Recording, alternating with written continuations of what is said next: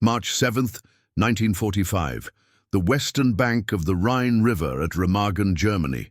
A thin layer of morning mist hung over the churning waters as Oberst Wilhelm Schmidt surveyed what remained of his defences through field binoculars. The last natural barrier between the advancing Americans and the German heartland would hold, he was certain. After all, every bridge was wired with explosives, and Hitler himself had declared the Rhine would be Germany's salvation. Before we dive into this story, drop a quick hi in the comments and tell me where you're watching from. It really helps support the channel. What follows is the remarkable account of how American ingenuity and industrial might shattered not just Germany's physical defenses, but the psychological fortress that sustained their belief in victory. 5 miles west of Remagen, Major Robert Emerson of the U.S. 9th Armored Division lowered his own binoculars. The 35-year-old former civil engineer from Massachusetts had been pushed forward with his reconnaissance unit ahead of schedule. Intelligence had reported all Rhine bridges destroyed, yet through the morning haze, he could make out the unmistakable silhouette of the Ludendorff Bridge at Remagen, somehow still standing. "Impossible," Lieutenant Frank Miller said beside him. The young officer, just 23 and barely 6 months out of West Point, shook his head in disbelief. "Command said the Germans blew every crossing along the Rhine. That bridge should be at the bottom of the river." Emerson allowed himself a thin smile. "Apparently somebody forgot to tell the bridge." He turned to his radio operator. "Contact Colonel Henderson. Tell him we found an intact bridge at Remagen. Request permission to advance." 10 miles east of the Rhine, SS Standartenführer Ernst Wagner received the alarming report at his headquarters. A supply officer whose family had served in the German military for generations, Wagner had been tasked with ensuring the defense of the eastern Rhine bank once all bridges were destroyed. Now, the unthinkable had happened. "The Americans cannot be at Remagen already," Wagner snapped at the messenger. "Their supply lines are stretched too thin. They must stop to resupply before approaching the Rhine. That is what our intelligence indicated." "Sir," the young lieutenant replied nervously, "reconnaissance reports American armor moving at unprecedented speed. They're bypassing pockets of resistance and pushing straight for the Rhine crossings. They appear to have limitless fuel and ammunition." Wagner dismissed the lieutenant with a wave and spread a map across his desk. What the messenger described defied everything he had been taught about military logistics. An advancing army required a carefully maintained supply line, fuel, food, ammunition, medical supplies, all transported forward as the front line moved. The Germans had calculated that American forces would need to halt their advance for at least 3 days to consolidate and resupply. Those 3 days would have been enough to ensure every Rhine crossing was demolished. Yet the Americans kept coming, seemingly unbound by the conventional constraints of warfare. At the Ludendorff Bridge, Oberst Schmidt received the emergency notification from his demolition teams. "The primary charges have failed, Herr Oberst. We are preparing the backup detonators now." Schmidt felt a knot forming in his stomach. Every minute of delay increased the risk that American forces might capture the bridge intact. He had personally inspected the demolition charges just 3 days earlier. They had been perfectly placed to sever the bridge's supports, sending the entire structure into the Rhine. There was no explanation for their failure. "How long until the secondary charges are ready?" Schmidt demanded. 20 minutes, Herr Oberst. Perhaps 30. Some of the wiring appears to have been damaged in the artillery barrage last night. Schmidt slammed his fist against the sandbag wall of his command post.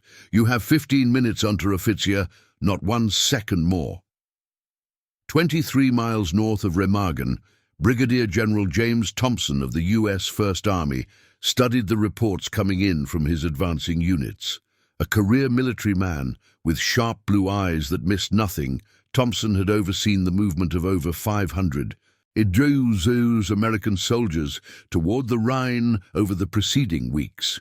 While German intelligence focused on the obvious crossing points, Thompson had dispersed his forces along a wide front, probing for weaknesses. "Sir," his aide reported, "Ninth Armoured has spotted an intact railway bridge at Remagen. Major Emerson is requesting permission to advance and secure it." Thompson's eyes narrowed. "Remagen wasn't even on our primary target list. The bridge there is too narrow for our heavy equipment." Colonel Lawrence, his operations officer, leaned forward. "That's exactly why it might still be intact, sir. The Germans may have prioritized demolishing the larger crossings." Thompson nodded slowly. "Tell Emerson to proceed with all available speed and redirect the 78th Infantry to support. I want that bridge." "Sir," Lawrence hesitated, "that will disrupt our planned crossing at Koblenz." "We don't need Koblenz if we have Remagen," Thompson replied. "The objective is crossing the Rhine, not adhering to a plan made with incomplete information." Major Emerson received his orders and immediately mobilized his battalion. Within minutes, 35 Sherman tanks and 28 armored vehicles were moving toward Remagen at top speed, consuming gallons of precious fuel with every mile. In the lead tank, Sergeant Walter Davis kept his eyes fixed on the road ahead.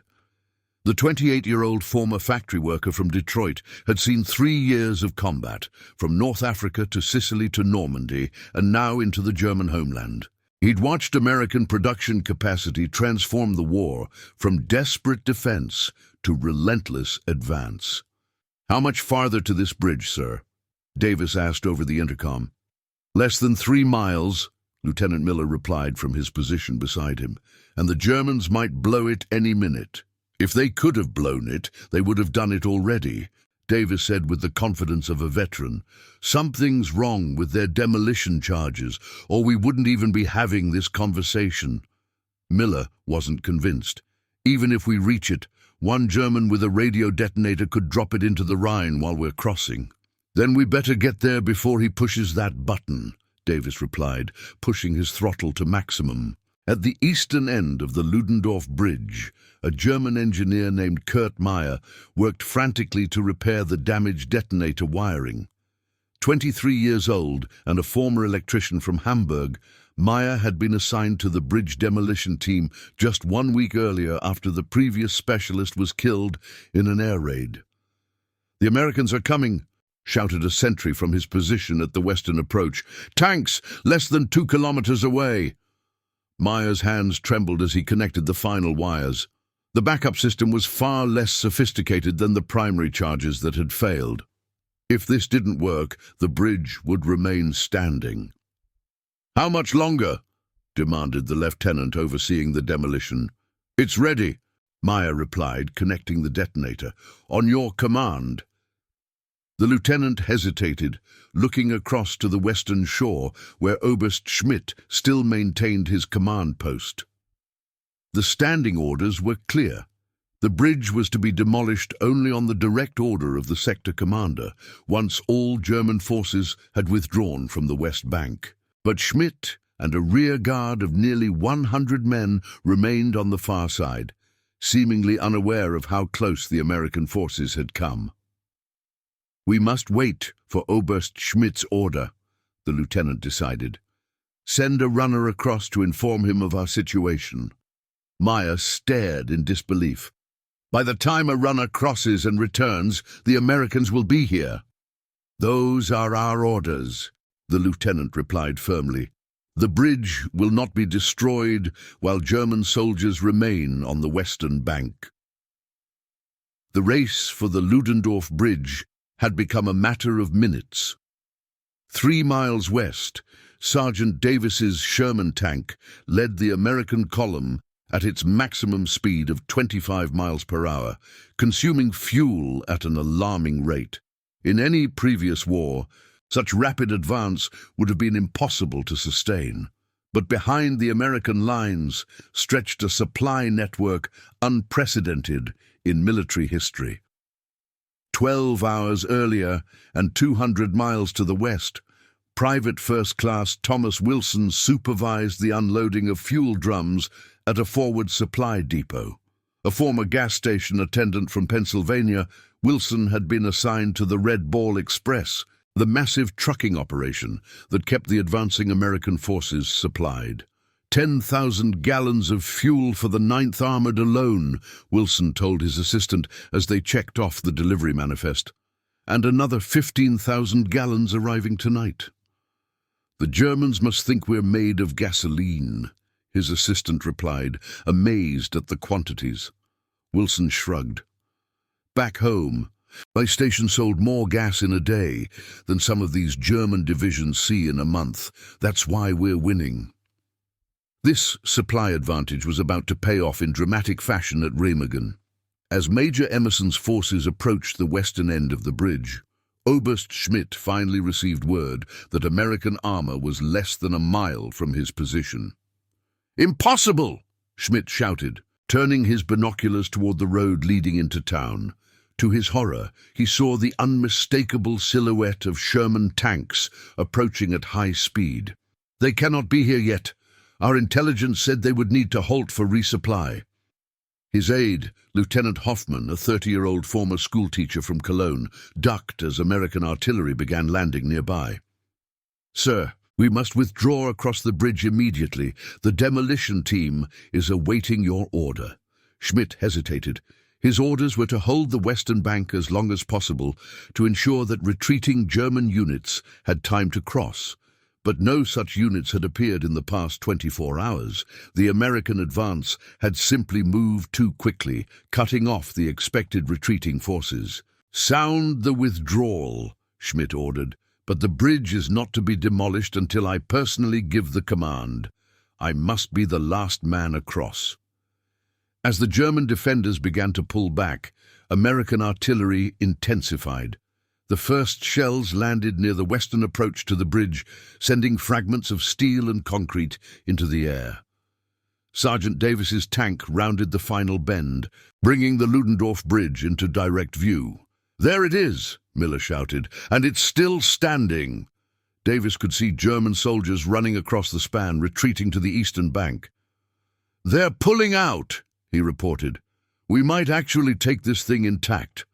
Major Emerson's voice crackled over the radio. "All units, advance on the bridge. Infantry to take point once we reach the approach.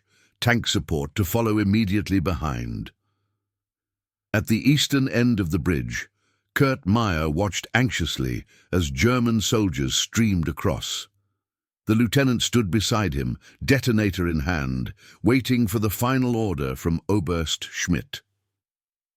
Through field glasses, Meyer could see American tanks approaching the western end. "They're going to capture the bridge," Meyer said desperately. "We must blow it now." "Not without orders," the lieutenant replied, though Meyer could see doubt in his eyes. "The Oberst and his men are still coming across." Schmidt was indeed crossing the bridge now, walking deliberately at the rear of his retreating force. In his mind, a strange calm had descended. The war was lost. He had known it since the disaster in Normandy 9 months earlier, yet like so many German officers, he had continued to fight, bound by oath and duty. As he reached the middle of the bridge, Schmidt heard the unmistakable sound of American tank tracks on the western approach. He turned to see a Sherman tank advancing onto the bridge, its main gun trained directly at him. Behind it came American infantry, moving cautiously forward. In that moment, Wilhelm Schmidt made his decision. He turned and ran toward the eastern bank, shouting as he approached the demolition team, "Blow the bridge! Blow it now!" Kurt Meyer's hands tensed on the wiring as the lieutenant finally gave the nod. He connected the circuit and pressed the detonator. A dull thump echoed across the river as a small charge exploded. Smoke rose from one of the bridge supports. Then, nothing. The massive structure shuddered slightly but remained intact. The secondary charges had only partially detonated, damaging the bridge but failing to destroy it. "Again!" Schmidt screamed, reaching the eastern bank. "Set new charges!" But it was too late. American infantry were already swarming onto the bridge, led by Lieutenant Miller and a squad of engineers. They moved quickly, cutting wires, removing any remaining explosives they could find. Behind them, Sherman tanks began to rumble across, their weight testing the damaged but still standing structure. Captain James Allen, an Army engineer with the advancing American forces, immediately assessed the bridge's condition. A civil engineer from Chicago in civilian life, Allen had built bridges across the Mississippi and knew instantly what he was seeing. "The bridge is damaged but stable," he reported to Major Emerson. "We can move infantry and light vehicles across immediately. With some reinforcement, we can have tanks and heavy equipment crossing within hours." The Ludendorff Bridge, the last standing Rhine crossing, had fallen into American hands intact. The natural barrier that had protected Germany for centuries had been breached. At SS Standartenführer Wagner's headquarters east of the Rhine, reports of the disaster arrived within the hour. Wagner could scarcely believe what he was hearing. "One bridge," he muttered, staring at his maps. "One bridge changes everything." He looked up at his staff. "How many American forces can cross in 24 hours? His intelligence officer, a veteran of the Russian front, calculated quickly. With one damaged railway bridge? Perhaps a division if they rush, 5,000 to 10,000 men at most. Wagner nodded grimly. "Then we counterattack tomorrow. Hit them while they have limited forces across. Push them back before they can establish a significant bridgehead." What Wagner didn't know, what German intelligence fundamentally failed to grasp, was the scale of American logistical capacity. Within hours of securing the Ludendorff Bridge, U.S. Army engineers began constructing pontoon bridges nearby. Using prefabricated components manufactured in American factories and shipped across the Atlantic, these Bailey bridges could be assembled with remarkable speed. Captain Robert Williams of the Army Corps of Engineers supervised one such construction effort. A former construction foreman from Texas, Williams had overseen the building of 17 bridges since D-Day. "We'll have this span operational by 0600 tomorrow," Williams informed his superior officer. "Full capacity for heavy armor and supply trucks."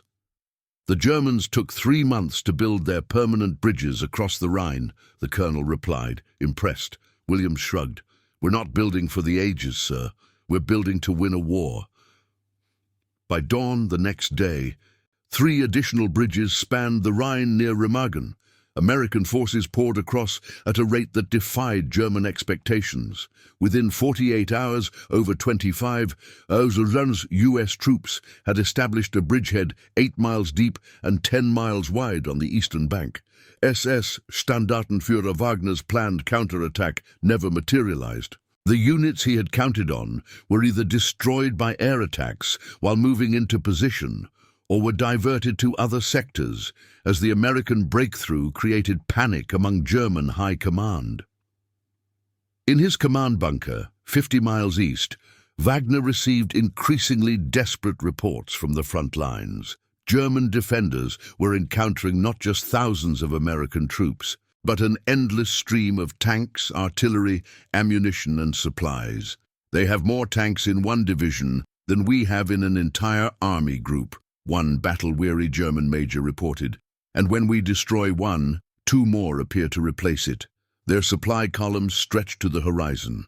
Wagner dismissed the report as exaggeration, but deep down he knew it contained a terrible truth. The America he had been taught about, a soft commercial nation of immigrants incapable of true warfare, was a dangerous myth. The industrial giant had awakened, and its production capacity was crushing Germany's ability to resist. 3 days after the capture of the Remagen Bridge, Oberst Wilhelm Schmidt sat in an American prisoner of war camp, being interviewed by Captain Richard Bennett of U.S. Military Intelligence. Bennett, a 32-year-old former history professor from Chicago who spoke fluent German, was tasked with extracting tactical information from captured officers. "You must understand," Schmidt explained, his voice hollow with fatigue. We were told your advance would stall due to supply difficulties, that your armies could not maintain such a rapid pace across Europe. Bennett nodded, taking notes. And when did you realize this assessment was incorrect? Schmidt considered the question carefully. Perhaps in Normandy, when your forces broke out despite our best defenses, or in the Ardennes, when our offensive failed not because of your tactical brilliance, but because your production simply replaced every loss immediately. He paused. But truly, I think I understood when I saw your tanks approaching Remagen. They should not have been there, not so soon, not so many. Why did the bridge demolition fail? Bennett asked. Poor materials, Schmidt replied bitterly. The explosives, the detonators, all inferior quality. Once, German engineering was the envy of the world. By 1945, we were using whatever we could find, while your forces had standardized high-quality equipment in seemingly unlimited quantities. As Captain Bennett continued his interrogation, the American breakout from the Remagen bridgehead was transforming into a major offensive. General Thompson's headquarters had moved across the Rhine, establishing command posts on what had been German soil just days earlier. The 1st and 9th Armies will exploit the bridgehead, Thompson informed his staff, pointing to maps showing the rapidly expanding American zone east of the Rhine. 3rd Army is already crossing near Oppenheim to the south. 7th Army will cross at Worms within 48 hours. Colonel Lawrence studied the deployment charts with growing amazement. That's over 500 Udro men across the Rhine within a week, sir. The Germans can't possibly have expected this tempo of operations. That's exactly the point, Lawrence, Thompson replied. Their entire defensive strategy was based on the assumption that the Rhine would slow us down for weeks, possibly months. They never imagined we could move this many men and this much equipment so quickly. Or the American ability to project such overwhelming force stemmed from production statistics that seemed almost fictional to German military planners.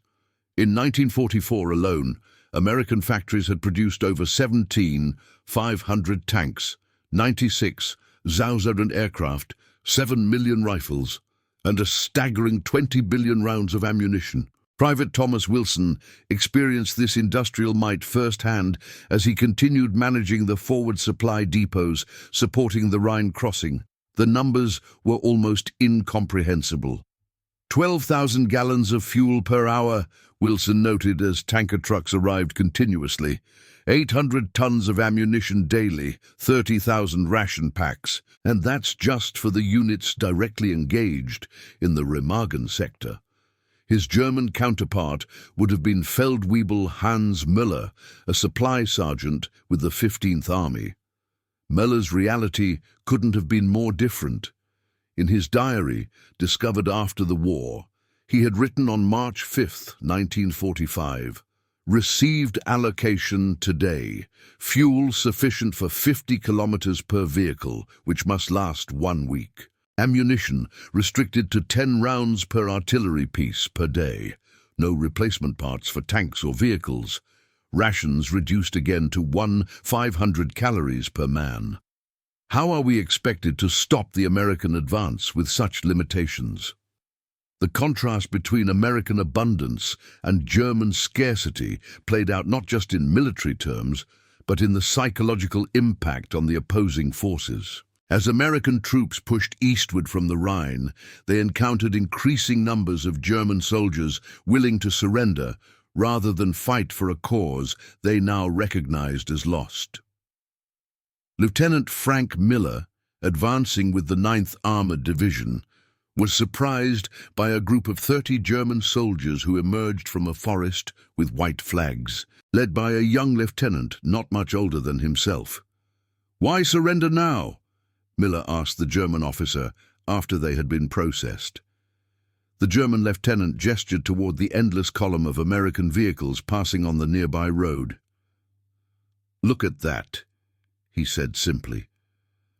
"Hundreds of trucks, dozens of tanks, all with fuel, all with ammunition. We haven't seen a supply truck in 2 weeks. Our last tank ran out of fuel 3 days ago. He shook his head. It is not courage we lack, but the means to fight. 10 days after the capture of the Ludendorff Bridge, the structure finally collapsed due to the damage from the partial detonation and the strain of continuous military traffic. By then, it no longer mattered. The temporary bridges had taken over its function, and the American advance had already pushed 20 miles beyond the Rhine. In Berlin, news of the Rhine crossing sent shockwaves through the German high command. Field Marshal Gerd von Rundstedt, once considered Germany's finest strategic mind, was dismissed for failing to prevent the disaster. In one of his final reports he had written, "The war cannot be won by operational genius when the enemy possesses such overwhelming material superiority. American forces do not advance according to the principles of military science, with secure flanks and consolidated supply lines. They simply drive forward, confident that their limitless resources will overcome any resistance we can offer." By April 1st, 1945, the American breakthrough at Remagen had expanded into a general collapse of German defenses in the West. Over 500 Rosalind American troops had crossed the Rhine along a broad front. They advanced against diminishing resistance, often covering 15 to 20 miles per day, a pace unthinkable in previous warfare. Captain Richard Bennett continued his intelligence work, interviewing German prisoners to assess the psychological impact of the American advance. One conversation with a German colonel named Friedrich Hoffmann proved particularly revealing. "We were told that American soldiers were soft," Hoffmann explained, "that they relied on material superiority because they lacked fighting spirit. But we discovered something more frightening. They had both." "How so?" Bennett asked. "Your men fight as individuals with initiative. When something breaks, they fix it. When plans fail, they adapt. And behind them stands this immense industrial power that can replace anything they lose." Hoffmann sighed. "It is like fighting both a skilled boxer and a giant simultaneously." As American forces pushed deeper into Germany, the evidence of the Reich's collapse was everywhere. Abandoned equipment lined the roads, tanks and vehicles that had run out of fuel, artillery pieces without ammunition, supply depots emptied of food and medicine. Sergeant Walter Davis, still advancing with his Sherman tank, noted the change in his daily journal. "The Germans we fought in France were determined and well-equipped. The ones we're fighting now seem like different soldiers altogether. Their uniforms are mismatched, their weapons often obsolete. Yesterday we captured a tank unit that was using civilian trucks with wooden mock-ups of tank turrets painted to deceive our air reconnaissance. It would be pitiful if they hadn't fought so hard for so long." For SS Standartenführer Wagner, the final weeks of war brought a profound reassessment of everything he had believed. As American forces approached his sector in mid-April, he made the decision to surrender his remaining forces rather than sacrifice them in pointless resistance. Before doing so, he gathered his staff officers and spoke words that would have been unthinkable months earlier. "We did not lose this war on the battlefield alone. We lost it in the factories, in the mines, in the oil fields. America built a war machine that no nation on earth could have resisted. Their tanks may not be better than ours, but there are 10 of them for every one we possess. Their aircraft may not be superior in design, but they darken the skies with their numbers. And behind each American soldier stands the full productive capacity of the world's greatest industrial power." Wagner surrendered his command on April 18, 1945. In his final report, sent to a headquarters that likely no longer existed, he wrote, "The Rhine barrier has been irretrievably lost. With it goes any hope of preventing American forces from occupying all of Western Germany. I recommend immediate cessation of hostilities to prevent further needless loss of life." 20 years after the war, Oberst Wilhelm Schmidt, The officer who had sworn the Americans would never cross the Rhine met with Major Robert Emerson at a veterans' reunion in Luxembourg. Both men had returned to civilian life, Schmidt as an engineer in Hamburg, Emerson running a successful construction company in Boston. "I wanted to ask you something," Schmidt said, as they shared a quiet drink away from the main gathering. "When you approached the Remagen Bridge that day, did you know it would still be standing? Was that intelligence you had received?" Emerson shook his head. "Pure luck. We were ahead of schedule, moving faster than even our own planners had anticipated. We had fuel, we had ammunition, we had clear objectives, so we just kept going." "That was the American way of war," Schmidt observed, "to just keep going, regardless of the theoretical limitations of supply lines and logistics." "We weren't trained to wait for perfect conditions," Emerson replied. "We were trained to create opportunities and exploit them." The two former enemies fell silent, contemplating how a single bridge, and the industrial might it had allowed to pour across the Rhine, had helped shape the outcome of history's greatest conflict. In the decades that followed, military historians would debate the significance of the Remagen crossing. Some argued it merely accelerated an inevitable outcome. Others maintained it saved thousands of lives by hastening the war's end. But all agreed on one fundamental point. The American crossing of the Rhine represented not just a tactical victory, but the triumph of industrial democracy over military dictatorship. The true legacy of Remagen was not that American forces had crossed a river, but that they had demonstrated a new kind of warfare, one where productive capacity and logistical superiority mattered more than tactical brilliance or fighting spirit. The lesson was not lost on post-war military planners around the world, who recognized that future conflicts would be won not just on battlefields, but in factories, laboratories, and boardrooms. For Oberst Wilhelm Schmidt, who had once declared that Americans would never cross the Rhine, the personal lesson was both simpler and more profound. As he later wrote in his memoirs, "We believed in will, in determination, in the superiority of German military tradition.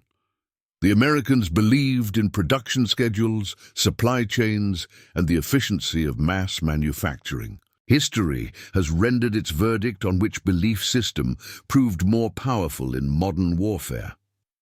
And that concludes our story. If you made it this far, please share your thoughts in the comments. What part of this historical account surprised you most?